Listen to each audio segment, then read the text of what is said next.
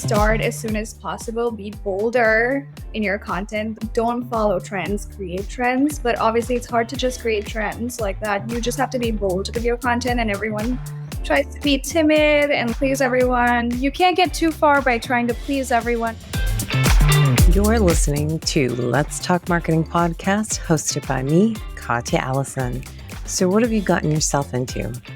In short, it's going to be a good time. We're going to have a great conversation, and there's going to be a little bit of learning along the way.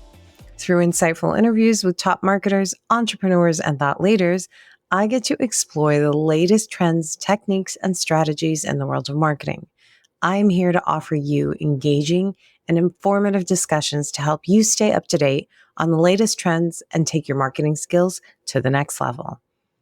Now, in this episode, we're doing things a little different. We're covering content creator perspective on influencer marketing with Megha.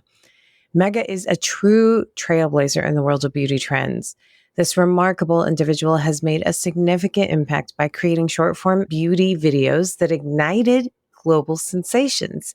Credited with kickstarting the viral facelifting concealer hack in 2020 and pioneering the groundbreaking Normalize Insecurities series, her ultimate goal, empowering individuals, especially young girls, to fully embrace their unique features and become the most confident versions of themselves. Join me as I get to dive into the creator perspective with Megha Singh. So let's talk marketing. Welcome to the Let's Talk Marketing podcast. Today, I have got my guest, Megha. Yes, that is her name. I verified that before I said it out loud. I'm so excited to have you on here for a little bit of like a content creators unplugged version of the Let's Talk Marketing podcast. So thank you for coming on. Thank you for having me. Of course.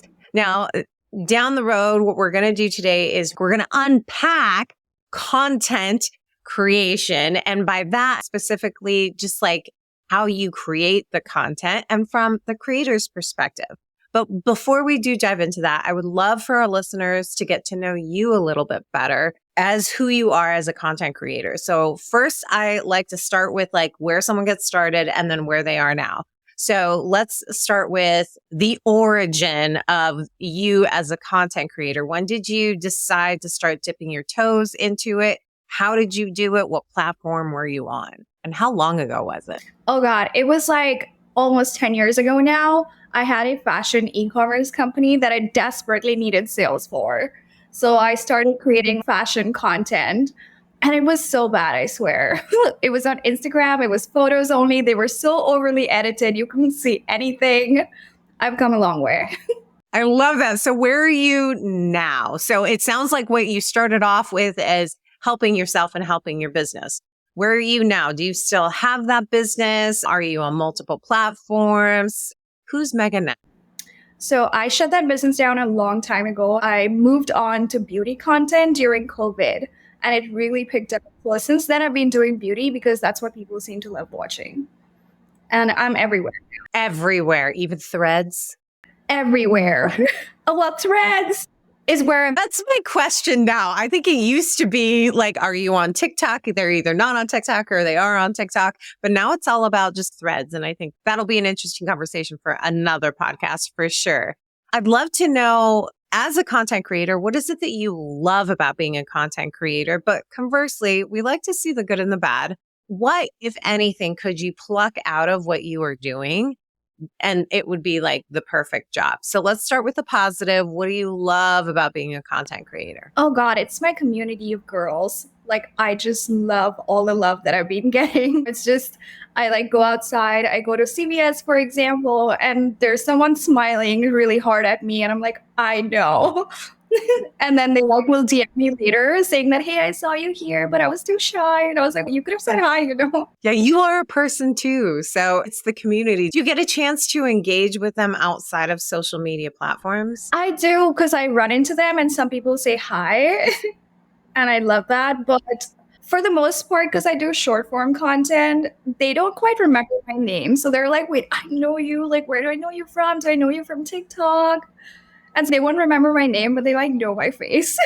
I have been to places where I run into content creators and influencers that I follow. And it is very surreal because you know so much. They know so much about you and you don't know them. Like you are such a familiar face. Like, where do I know her from? So I could totally see that. But conversely, what, if anything, would you pluck out? What do you not like about what you do? Oh God, I feel like I'm always working. Like from when I open my eyes to like when I close my eyes, I'm always thinking, what do I want to post next? What do I want to do next? There's never a downtime. I don't think I've taken a vacation in a long time. I'm currently in my brother's apartment. I'm like filming all day long. That is to me so wild. And we were talking about this offline. You also don't have a talent manager. So you are truly not only working all the time, like creating content, but you're negotiating, you're putting together the storylines, you're editing, you're posting, you're writing your own captions. Like it is all encompassing for you. Oh God, it's a lot. But I also like love my work, so I don't really see it as work as everyone else is. Oh my God, you're working all the time. Do you have anything else to say besides work? And I'm like, well, it's not as bad as it sounds. Yeah, I was going to say, if you love what you do, that's part of the passion. And I forgot to ask you, do you do this part-time, full-time? Is this your side hustle? Is this your full-time job? And it is a full-time job. And I would imagine that as a content creator, you always have to be on the edge of the next trends, the algorithms, all of that stuff. But I kind of wonder, because you're in it all of the time, do you use social networks for any sort of inspiration, education, finding ways to do things, or entertainment? Do you use social networks for any of those things? And if you do, which ones do you gravitate towards for those things? I used to be the biggest consumer. Like I would watch and consume content all day long, but I've tried to now set a limit that as soon as I post whatever, like I don't consume any content anymore, just so that I don't like cloud my creativity, because that affects a lot. Like sometimes I see a really fun piece of content and I'm like, oh, I could recreate that, but then it doesn't match with my branding. But I also do it because it's like fun. And I'm like, oh, that looks really funny. What if I do it too, you know? And then that messes up the. You're allowed to do it though. You not allow yourself to do those things that inspire you that you I'm see. trying not to do it as much just because like it confuses everyone. So example, let's say you turn on CNN and they start doing SNL there. So it may make you want to watch CNN. I'm just saying. No, I love that. what they come to you for. Instead of making it about me, it has to be about the audience. And that's very confusing because I'm still a person and it's still a social media platform. But then I have to like see myself as a content creator. People are showing up for a specific type of content, whatever I'm in the mood for. I think if it falls in line with your brand, and I will say this, like, I think it's really great that you have such a strong identity of who you are online versus offline, and you understand what your audience is looking for. That's what I hear. So you're really not only, and it makes sense because the part about what it is that you do that you love is the community. So you're really catering to what that community wants to see and what they want to see more of. And I really think that goes into how you create your content and the decisions that you make. I also love the fact that you've made this rule for yourself of like, all right, I'm done posting and then I'm going to walk away. That's got to be really great for your mental health, because at some point, I imagine as a content creator, enough is enough. It's got to be like, okay, I cannot, if I scroll through one more thing, it becomes a little, I don't know, maybe a little too much. I don't know what your thoughts are. My brain is always overloaded. I'm like, this is just too much content. I can't reply to one more conversation. I don't have the energy to text people back sometimes the same day. And I'm like, my real friends, they're like, oh, wait, do you not have 5 seconds to text me back? And I'm like, I'm literally mentally drained. At this point, replying to emails and replying to all the conversations and posting so much. At this point, I'm currently getting 1,500 emails a day from like people. It's a lot. That's insane. I'm so glad that you replied to my email. No, when is she going to reply now? Why is she not replying? Okay, so you don't go to social networks for all of that stuff, the inspiration, education, and entertainment. How do you, though, stay up to date on things? Is there a newsletter? Are there books? Are there podcasts? Is it a show? Like, how are you staying up to date on the trends of the space? Because digital marketing, I feel like it moves and it happens so fast. And especially for content creators, once there is just a trending song or a trending transition or like something like that. So how are you staying up to date? So usually my friends will send me funny memes, and that's how I know what's trending. Also, I'm trying not to do trends, and I've noticed that it's better to create trends than to be the one participating in. So I'm always trying to be the one who's creating it instead. And I've started multiple trends in beauty industry. Ooh, I want to hear a little bit about that before we dive into the strategy, because I think that you hit the nail on the head. I think most people want to start a trend, but don't really know how. And I would assume that you're so tapped into your community, into who you are. That's almost like the equation to get that viral response that you're looking for. I would love to hear or learn a little bit more about any of the trends that you've started. Okay, so the first one that really made me a beauty influencer is this one concealer trend, which is the way everyone applies concealer now. I did this one facelifting trend. You just apply a dot of a concealer here and then like a line over there. It makes your eyes look lifted. And that went like really viral. This was during COVID. And that's when I wish I'd seen that trend. It would have made my face look so much better. you ready? I love it. I love this. I love the idea of being the trendsetter, not the trend follower. That's probably the best way to put it. Yes. Well, let's dig into it. Let's talk marketing. More specifically, I really want to unpack content creation from your perspective, the content creator. And the reason that I want us to be able to do that, and for the listeners, it takes a lot to put together a piece of content. And that's what we really want to be able to dive into. If you're given the opportunity to decide on what content to create, how do you decide between video and a picture, or maybe it's like a carousel or a story? Like, how do you decide, all right, XYZ beauty brand has come to me and this is what I don't actually, let's start with that. How do you get these campaign briefs? Do they come to you all already packaged? Is it a mixed bag of some people are telling you what they're trying to achieve? What are you getting? Whenever they reach out, they just come with whatever they have going on, and they have a full campaign brief, including what they want us to do, how long the video should be, etc. And also, those don't tend to perform as well. But when I reach out to them, I give them the idea, and I'm like, this is what I think I can do. I know this video is going to do well. And then if they agree, and that performs better. Why do you think that performs better? I have some theories, but I'd love to hear yours. One is it's more organic versus whenever they reach out to us, they give us specific things to say. They'll be like, show the product and say these XYZ things about the product. That's actually not important to the viewer. If I say the packaging is really lightweight, the viewer does not care about that. They just care, make me look pretty. Yeah, I don't know that I would care if a beauty product was lightweight, unless it came in a container to be able to travel with. So that's interesting. How about for the campaigns that you get that have a campaign brief put together and they have lots of instructions? Have you found that some brands are open to a little bit of feedback of, hey, I understand what it is that you're looking for, but I know that my audience would prefer this? I'm wondering, like, how much wiggle room that you get as a creator on the brand side. If it's a mega company, then there is not much you can say. They just tell you what to do.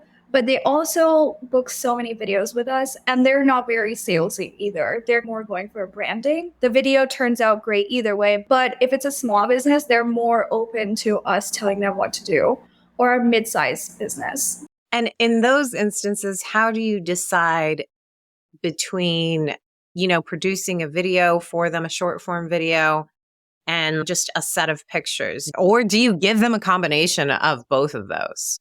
If it's on Instagram, it's going to be a reel and a bunch of stories.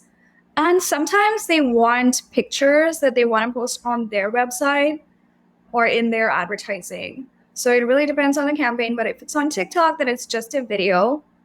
And sometimes it's just a video that goes on their advertising that I don't even post.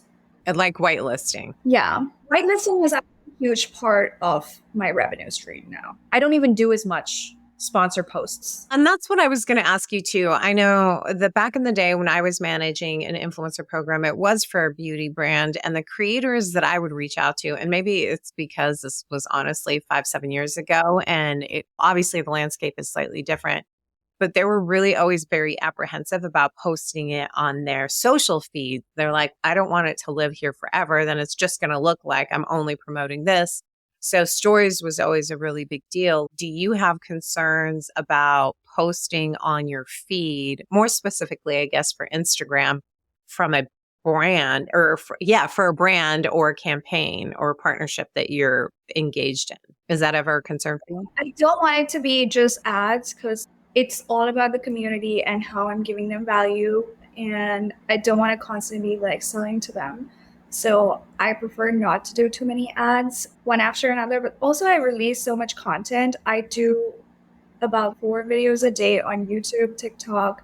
And then I have another new TikTok and I'm doing more there. So it's just a lot of content. So they're not going to run out of organic content from me. I'm just posting a lot. That to me sounds insane. 4 videos a day. This is why you're busy.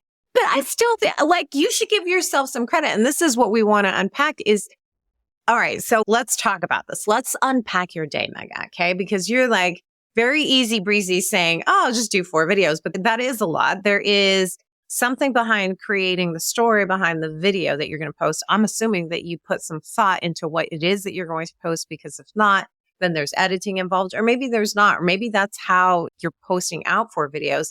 So share a little bit about how you create the story behind the content that you're going to post in a day, right? I always try to do a series, and I try to, like you mentioned before the podcast, you were like, you try to give your audience one takeaway, which is usually what I try to do with my video. I try to give them one takeaway and one only that they can take from it, that they can then replicate it themselves.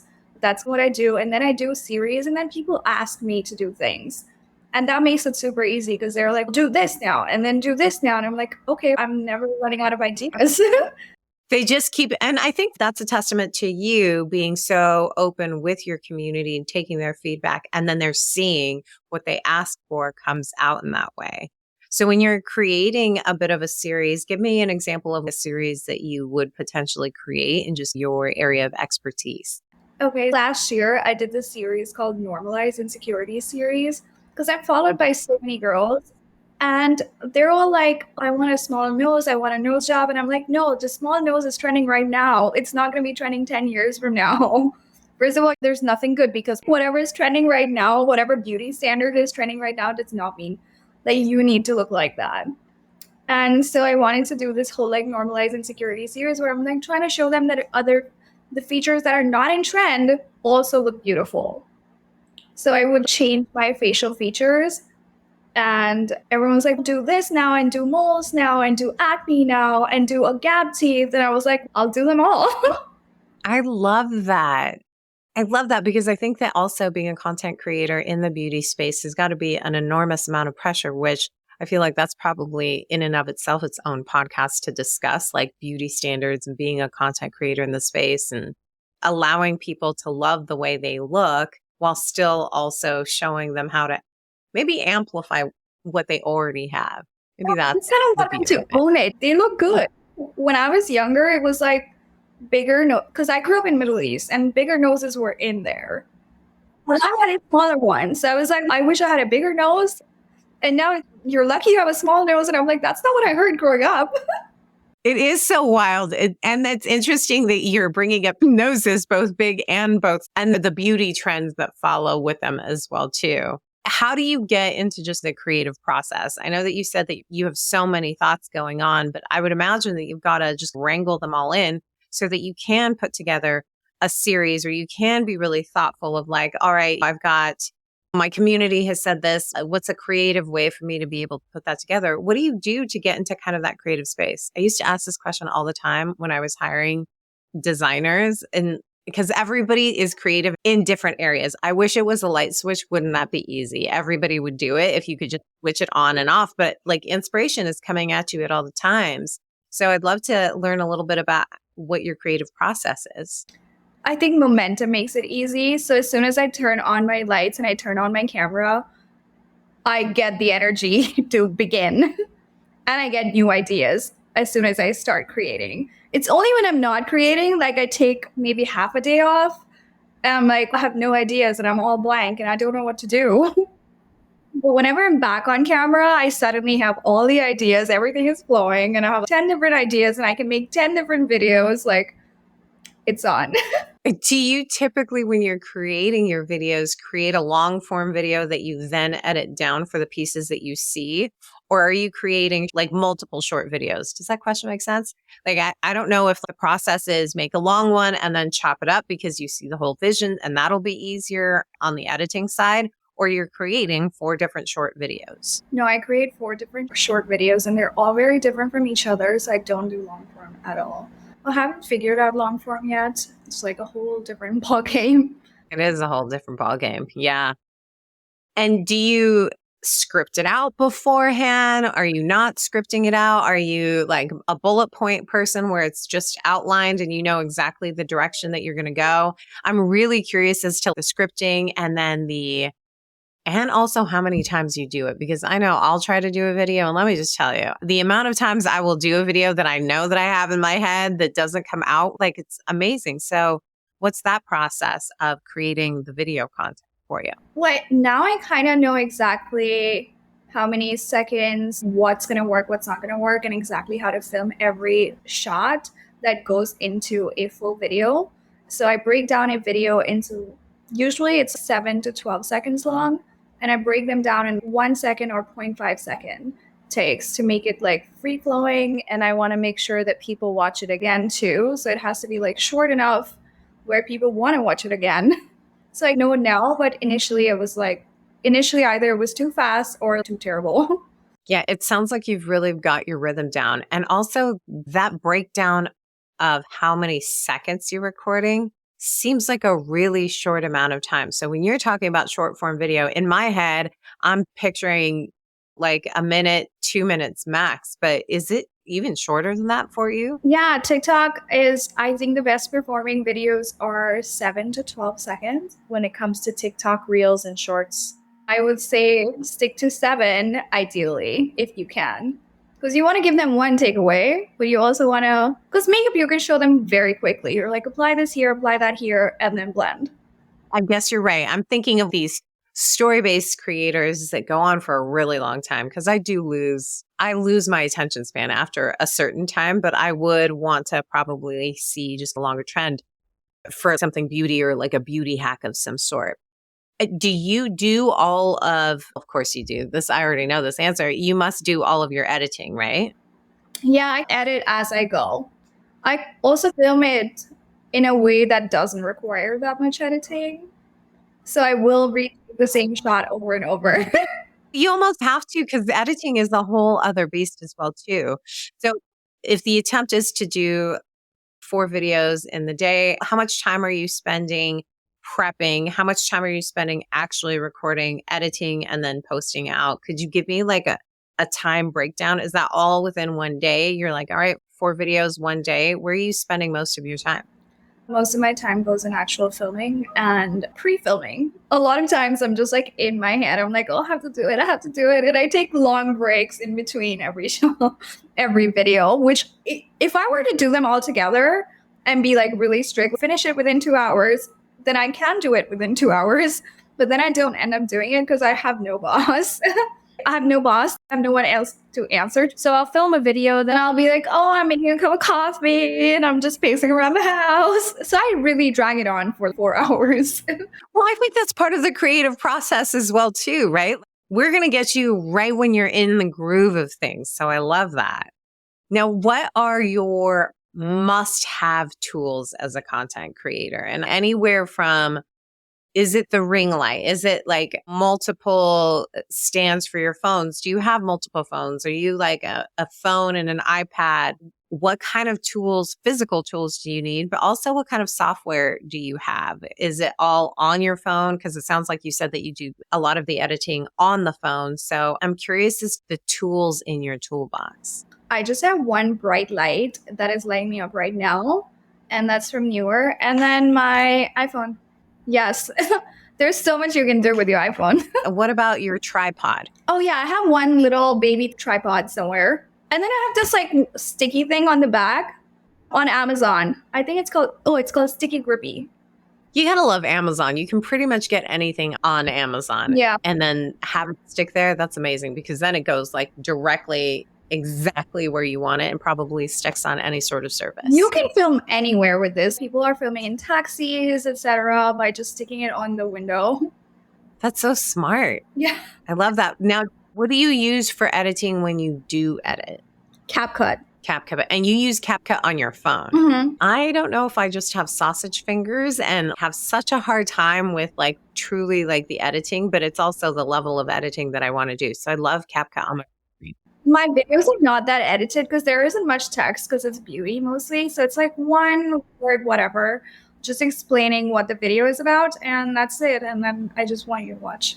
Just watch my stuff. Just that's where the beauty is. Now, really, I'm curious, what are the types of partnerships that you say yes to and why do you say yes to them? Some are my ongoing partnerships like L'Oreal, etc. I know that their products are good and I have been using them for a while anyway because they only have a specific range of products and I've used them all. It's only when it's like other new businesses that pop up that I'm not sure if their ingredients are good. I'm not sure if the product is gonna. Sometimes companies will reach out with the most random product and I'm like, did you even watch my videos? And they're like, well, just do this nutrition powder. And I'm like, I don't do nutrition powders. I don't do supplements and I don't do backpacks. So I like have to avoid them. And then sometimes they reach out, they're like, we'll run our social media account. And I'm like, I would do it, but it's going to cost a lot. Yeah, social media is no joke. I always feel like it's a little bit undervalued for how much everybody uses it. So there's so much more time that should be spent on that. And I think leveraging content creators to do that is the best way to do that, especially for... They just haven't allocated enough budget. Like recently somebody reached out to me for a startup.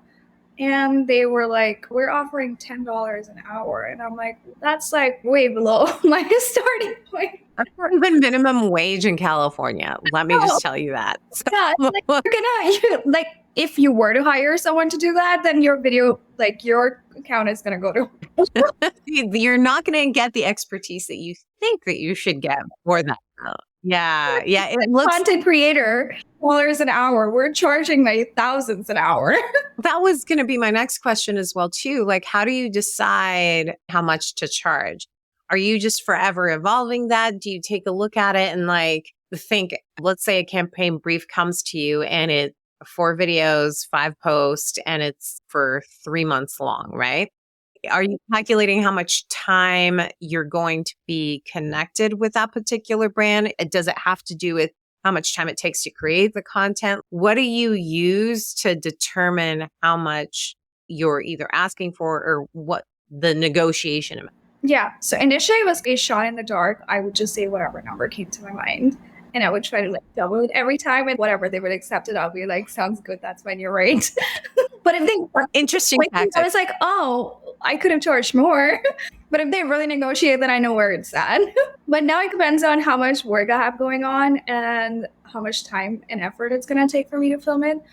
And I also don't want the whole like exclusivity thing because if brands see my face on another competitive brand's advertising, then I'm not going to get more work. So then I have to account for the lost business in those like 3 months or whatever. Yeah, that definitely makes sense. And then on your platforms, what kind of, I don't know if you think about it in this way, because we did mention earlier, like this organic to partnership ratio on what it is that you're posting out. What do you try to keep it at for your social platforms? Is it 50-50 paid partnerships and the other 50 is like what you're posting organically and what your community wants? What's your breakdown between partnerships and organic? I would have to say that I do 90% organic. I love that. 1 or 2 ads here and there. But thankfully, I've been blessed enough now that there are so many platforms that pay us to just post there. So it's like we don't have to necessarily rely on sponsored ads and do a lot of ads because Snapchat, for example, pays us a lot to just post there. So we're not quite relying on sponsored posts as a way to make a living, which initially were. And so you have to do a lot of that too. And I think our followers do understand that, but also at some level they don't. They're like selfish. They're like, why are you doing so many ads? Well, I have bills to pay. I've got to make a living too. It does take time to. People are like, I won't be able to create any more content if I like, if I'm homeless. This is very true. So let's keep a roof over your head and continue to create just all of that amazing content that you are creating and putting together. I am curious in regards to the whitelisting, because you did mention that like whitelisting for you is a larger part of your revenue stream. For whitelisting campaigns, do you limit it to a certain amount of time? Is that how it typically works? Like when they're reaching out to you, I'm assuming that's what the ask is. Like, hey, this is the campaign. We'd love for it to be listed, because there is probably a bit of exclusivity. How long are those whitelisting contracts? What's that sweet spot for you? I try to do 3 months because within 3 months we grow so much, and also their ads get old, so they have to like recreate new ads after 3 months. So I try to do 3 months, and then we renegotiate based on how much more well known, etc. I am, and how much more other deals I'm getting. So I try not to like limit myself that way by giving them a full year or indefinite contract. That's really smart. I feel like I keep giving you 12,000 questions, so I apologize. I promise because I'm just so incredibly curious about that, right? Like in regards to the whitelisting, and we've talked so much about like your perspective, and I've been on the brand side, right? Like I know what it is that I'm looking at. I'm looking at your impressions. I'm looking at how much revenue you brought in. I'm looking at how many followers, all of these different KPIs and these metrics. I'm wondering how much of that information is communicated back to you as the content creator that they've signed on. Like how much of that success or not success, I have no idea, because how would you know unless you know those numbers? How is that communicated, if at all? In fact, it's not communicated at all. They don't tell us anything. In fact, I don't even see the ads myself. Someone will send it to me. They'll be like, hey, I saw you on so-and-so's like ad. And I'm like, oh, they're not even targeting me, which is funny. Sometimes That is funny. Yeah, sometimes it goes live weeks later and I just don't see it. And random people will send it to me. They'll be like, did they steal your video? And I'm like, no. They licensed it. They licensed it. They paid for it. Would you find value in understanding or getting that information from a brand? I would imagine that it would help you. I would, but they don't tell us. The only way I know is because they rebook it. So I know it's interesting. Yeah. Interesting. Any brand that's listening, tell your creators how well they're doing, because I feel like this is such a miss, because to me, I would want to strengthen our relationship and not just by rebooking. And it's got to make you feel good. What if I said, oh my gosh, this ad that you did, loved it. Chef's kiss. This is how many impressions it brought in. This is how much revenue it brought in. Maybe like they're scared that if they give you those numbers, you're now going to hike up your price. But I would imagine you also value long-term partnerships with people. Yeah, exactly. We want to work with the same brands over and over. A lot of them, I feel like we know them now in person because I have them on LinkedIn, etc. They follow me on Instagram and I know who the people are working for, but they just don't give us these details. Either I feel like they don't even get them themselves. I really don't know what's going on. That's amazing. Such a miss. Any brand listening, again, tell your creators. I finally have one final videos that are doing well instead. Like if mine is not performing well and somebody else's is, just send it to me. I'm just curious. Let me know. Let me know what is performing well. Yeah. I've always been such a big advocate for, even in the campaign brief, to be able to provide like the content creator an example of what works really well for that particular brand. Maybe it is a carousel. Maybe it is this type of content. I would think like for me, working with a brand, it's always been giving guidance, because I'm signing you on because you're the creative, right? I need your vision because it's your community that we're reaching out to, even if it is whitelisted content. But I don't know. I think it's all a balance, and it's all about communication and creating a community between the brand and like the content creators. I've taken up so much of your time. I have one final question. This is the nugget that I want everybody to walk away with. If you knew then what you know now, what is the advice that you give to yourself before you even start creating any content? What's the advice that you give to yourself? One, start as soon as possible. Be bolder in your content.